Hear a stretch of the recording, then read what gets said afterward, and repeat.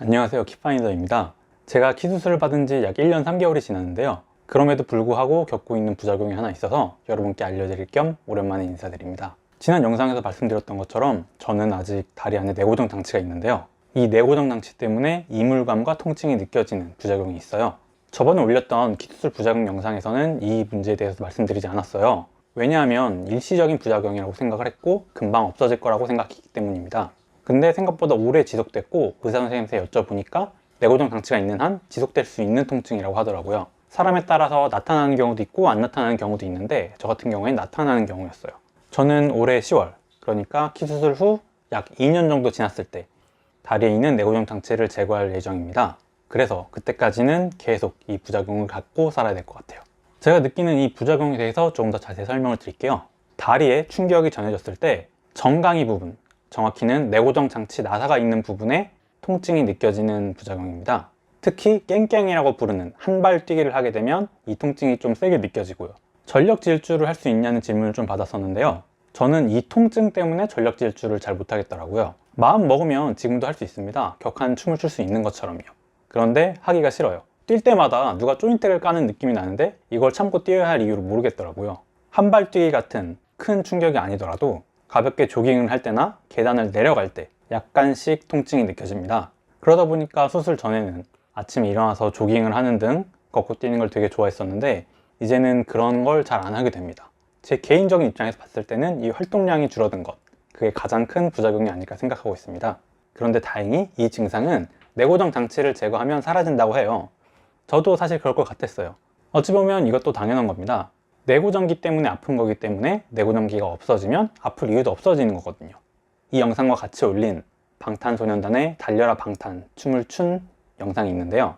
신기하게 춤을 출 때는 그렇게 막 많이 아프지 않았습니다.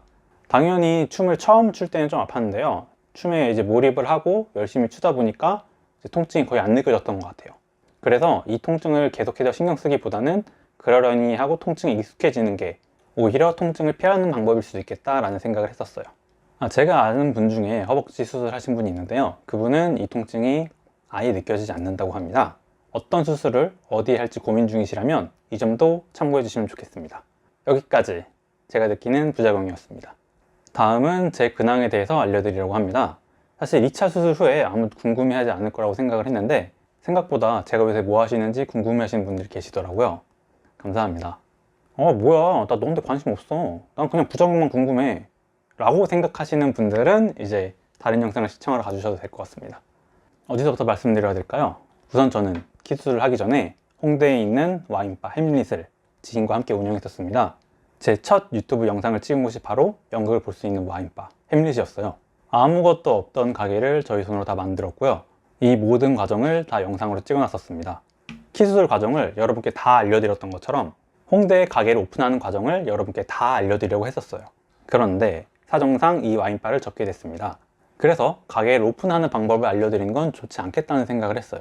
저는 키 수술 후에 집에서 재활을 하는 동안에도 이 와인바를 통해 돈을 벌었지만 과정이 어찌됐건 결과적으로 가게를 접은 사람이 가게는 이렇게 열어야 합니다 라고 말하는 건 어쨌든 사기라고 생각할 수도 있으니까요.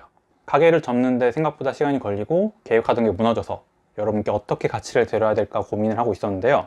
마침 작은 키 상담을 요청하신 분이 몇 분 계셨습니다. 예전에 제가 심리상담사로 일한 경험도 있고 작은 키 관련된 상담은 그 누구보다 잘할 수 있다는 자신이 있었기 때문에 요청을 받고 상담을 진행했어요. 원래는 여느 상담처럼 10회계에서 종결할 예정이었는데요. 내담자분의 요청에 의해서 조금 더 진행하고 있습니다. 상담 내용을 정리하면서 문득 그런 생각이 들었어요. 이거 우리 구독자분들한테도 도움이 될 만한 내용인데? 상담 내용을 유출하는 건 절대로 안 되지만 거기에 활용된 지식을 알려드리는 건 괜찮거든요. 그래서 이제 좋은 마음을 가지고 여러분께 좋은 걸 알려드리려고 그 내용을 가지고 영상을 만들어서 올렸습니다. 그리고 욕을 무지하게 먹었습니다. 제가 전달력이 조금 부족했던 것 같습니다. 제가 말씀드리려는 게 사전 지식이 조금 필요한 내용인데요. 그 사전 지식을 말씀드리지 않고 중요하다고 생각하는 본론만 말씀드리다 보니까 이 내용을 오해하시더라고요. 그리고 어쨌든 키 수술에 관심이 있는 분들과 작은 키에도 관심 있는 분들이 엄연히 다르다는 그것도 알게 됐습니다. 그래서 이 채널을 어떻게 운영할까 좀 고민 중에 있었어요.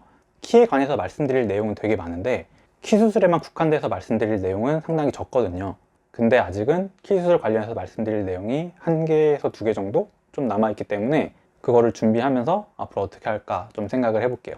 여러분들도 혹시 좋은 아이디어나 뭐 좋은 생각이 있으시면 말씀해 주시기 바랍니다. 오랜만에 인사드리는 만큼 영상이 조금 길어졌어요. 원래는 여러분들 시간 많이 안 뺏으려고 진짜 조금씩 영상을 촬영하고 있었거든요. 준비는 오래 하지만. 어쨌든 오늘은 정보 전달뿐만이 아니라 이런저런 얘기를 하느라 엄청 즐거웠습니다. 그냥 제가 되게 반가웠어요. 2023년엔 진짜로 조금 더 자주 찾아뵐게요. 새해가 됐으니까 열심히 해보겠습니다. 여러분들도 2023년엔 다들 원하시는 거 잘 되길 바라시고요. 건강하고 행복하시길 바라겠습니다.